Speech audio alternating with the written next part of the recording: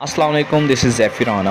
और Ertugrul drama आपने देखा होगा, अगर देखा नहीं होगा तो कहीं ना कहीं सुना ज़रूर होगा इसके बारे में। अर्तुगरुल का नाम आपने सुना होगा। अगर आप वो प्रॉपर ड्रामा देखते हैं तो उसके 5 सीज़न हैं, उसकी हर सीज़न की 75 एपिसोड्स हैं। वो एक बड़ा लंबा प्रोसेस है उसको देखने के लिए। तो आज मैं 8 मिनट की 5 से 8 मिनट की एक वीडियो आपके लिए लेके हाजिर हूँ जिसके अंदर मेन पॉइंट्स हैं अर्तुगरुल ड्रामा के बारे में, अर्तुगरुल कैरेक्टर के बारे में। उम्मीद करता हूँ आपको पसंद आएगा, पूरी वीडियो आप देखिएगा लाजमी। अर्तुगरुल 446 हिजरी में आकर शियों की हुकूमत को ख़त्म किया। तुगरुल बैग सल्जोक मुसलमान हुए थे महमूद गजनवी के दौर में। सल्जोक इनके बड़े का नाम था। तो एक दफ़ा महमूद गजनवी ने सल्जोक से पूछा कि मुझे तेरी मदद की ज़रूरत हो तो कितने आदमी पेश कर सकते हो। तो उसने एक तीर दिया और कहा कि ये एक तीर है मेरा, किसी को ये देकर मेरे इलाके में भेज दो तो चंद घंटों में 1 लाख तलवारें तुम्हारा पहरा देने को तैयार होंगी। तो ये सल्जोक की नस्ल में से था। तुगरुल बैग या तुगरुल गाजी भी कहा जाता है। जब अरब जवाल का शिकार हुए 600 साल बाद वो अपनी सिफात गुम कर चुके थे। जिस तरह इंसान पे बुढ़ापा आता है ऐसे ही कौमों पे बुढ़ापा आता है। 600 साल बहुत लंबा अरसा होता है हुकूमत करने के लिए।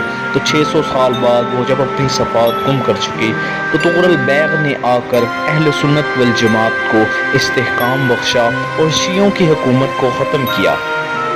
बगदाद से शाम और इन सारे इलाकों से सलाहुद्दीन अय्यूबी ने इस्माइली शियों को शिकस्त दी और मिस्र में अपनी हुकूमत कायम की। सलाहुद्दीन अय्यूबी ने वहाँ पर हुकूमत को ख़त्म किया और तुगरुल बैग ने यहाँ ख़त्म किया।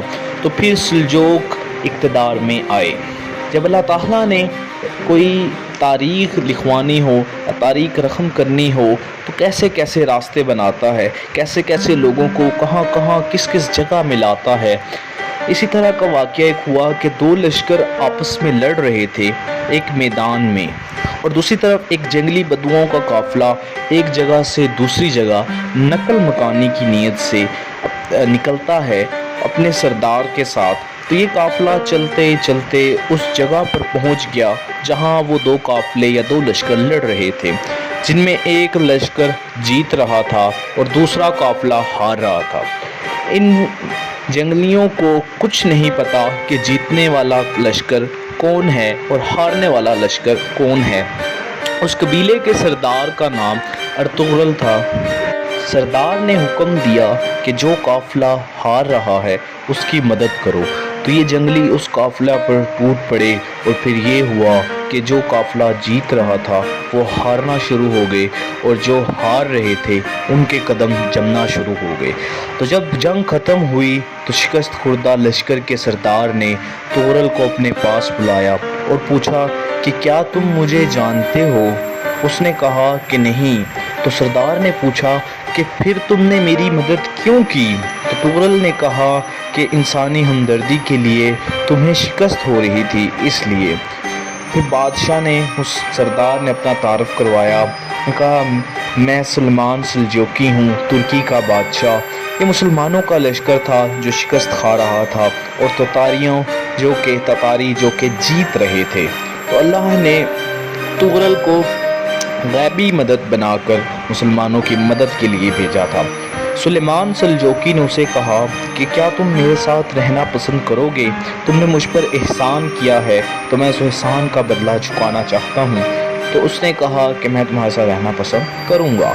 फिर सुलेमान ने उसे इस्तांबुल और तुर्की के दरमियान समंदर के किनारे एक जगह उसको वक्फ की और कहा कि यहाँ से मुझे रूमी तंग करते हैं बार बार हमला करके, तो तुम मेरा दिफा करते रहना। तो जब ये वहाँ रह पड़ा अपने कबीले के साथ तो फिर वहाँ ये एक शेख के साथ बैत हुआ, शेख तरीक़त। उन्होंने उसको अपने पास ठहराया और अपने खादिम के साथ एक कमरे में भेज दिया।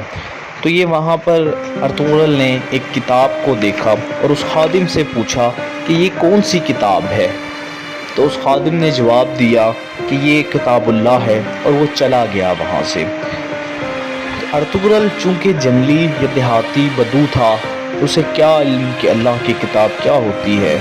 तो वो कहता है کہ یہ کتاب اللہ ہے، اور وہ سوچتا ہے کہ اللہ کی کتاب کے سامنے سونا کتنی بے ادبی کی بات ہے، اور وہ اس کتاب کو اٹھا کے اپنے سر پہ رکھ کے کھڑا ہو جاتا ہے اور ساری رات ایسے ہی گزارتا ہے۔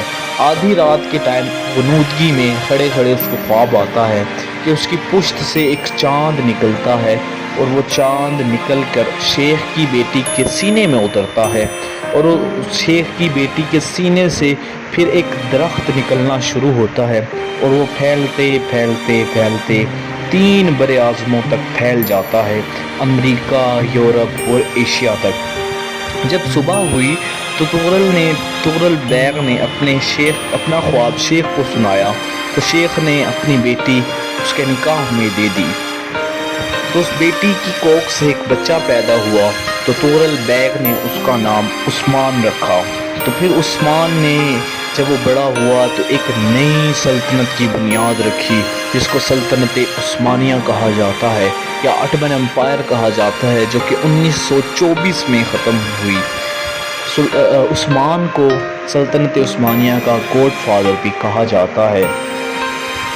ارطغرل 1280 میں اس نے وفات پائی، اور اس کے مقبرہ کے قریب بہت سارے سلطانوں کی قبریں بھی ہیں، ان کی سب رشتہ داروں کی قبریں ہیں، اور عثمان کی قبر بھی اس کے مقبرے کے باہر موجود ہے۔ امید کرتا ہوں اس تھوڑے سے ٹائم میں یہ آڈیو آپ کو پسند آئی ہوگی، اور اگر پسند آئی ہے تو ویڈیو کو لائک لازمی کیجیے گا، کمنٹ بھی کریں اور کچھ رائے دیں، کچھ ٹاپکس بتائیں، اس پہ ہم ویڈیو بنائیں گے انشاءاللہ، اور دوستوں کے ساتھ شیئر بھی لازمی کریں، کیونکہ یہ اسلامی ہیروز ہیں، ہمیں ان کے بارے میں ضرور علم رکھنا چاہیے، اور امید کرتا ہوں کہ آپ یہ ویڈیو جو ہے آگے شیئر بھی کریں گے اپنے دوستوں کے ساتھ۔ اوکے، اللہ حافظ، اپنا خیال رکھیے گا۔